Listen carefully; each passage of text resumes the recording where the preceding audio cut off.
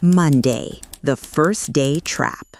The morning starts when your downstairs neighbor spots your suspiciously kind face, hands you a rolling bag full of tomato seedlings, and asks you to hold it for 5 minutes while she grabs her keys. 40 minutes later, you're still standing in the hallway working as a doorman for a greenhouse.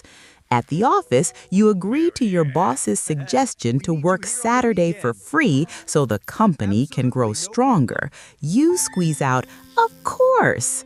Psychological result, your brain celebrates the hit of approval. You feel like a saint, but really the world is just testing how deeply it can sit on your neck. Tuesday, a human garbage collector. At lunch, an old acquaintance who never repaid a debt pitches you a ridiculous startup selling toothpick cases. All he needs is your name and a symbolic investment. You nod. That evening, you find yourself at a throat-singing workshop because you couldn't say no to a promoter near the subway. The humor? You come home with a toothpick case and try chanting while your girlfriend asks why you bought bird food when you own a guinea pig. Simple answer, the salesman was very convincing. Wednesday, a depressed chameleon. Midweek, your face freezes into a polite grin. At a cafe, you eat celery soup you secretly hate because the waiter called it the dish of the day. In a meeting, you listen for 2 hours to a client's digestive problems, assuring him it's fascinating. Analysis, your personality starts to dissolve. You no longer know what you want, your identity blurs. You're living the life of someone who loves celery and other people's complaints, but that person isn't you. Thursday, a feast for manipulators. The scent of your weakness spreads. Your ex asks you to help move a couch to her new boyfriend's apartment. Now you're sweating, dragging a pine wood giant up 5 flights of stairs while she talks about how promising her new Vitalik is. Critical moment. Poisonous resentment boils inside. You want to drop the couch down the stairwell, but you smile and say, "I'm happy for you." Your self-esteem has hit rock bottom and is digging a tunnel toward Earth's core.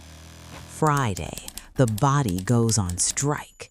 You wake up unable to open your eyes. Your body has practically glued your eyelids shut with psychosomatic conjunctivitis, so you don't have to see a world where you can't say no.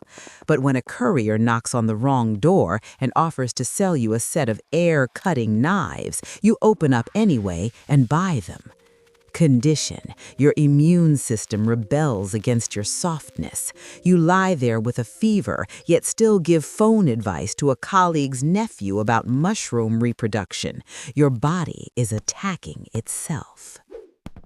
Saturday, an existential circus, that free workday.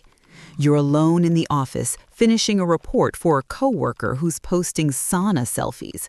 In the evening, you attend a wedding of complete strangers because you agreed to be a backup witness. Day's conclusion? Sitting at the table, eating over-salted salad, you realize you're completely alone. People don't love you, they love your compliance. You've turned into a free service. Sunday, the great no. Sunday begins with a call from your toothpick partner. Something inside finally snaps. You look at the pile of other people's junk in your room and realize that if you don't say no now, you'll disappear completely. You turn off your phone. The first no in a week echoes inside like thunder.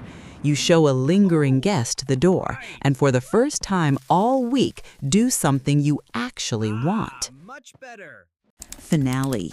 This experiment ended in the ICU of yourself. Total agreement isn't kindness, it's self-harm. Your yes has no value if you don't have the right to say no. Personal boundaries aren't selfishness, they're hygiene, necessary to remain a living human being rather than a convenient tool. The world didn't collapse when you refused. On the contrary, it finally saw you in the space where emptiness used to be.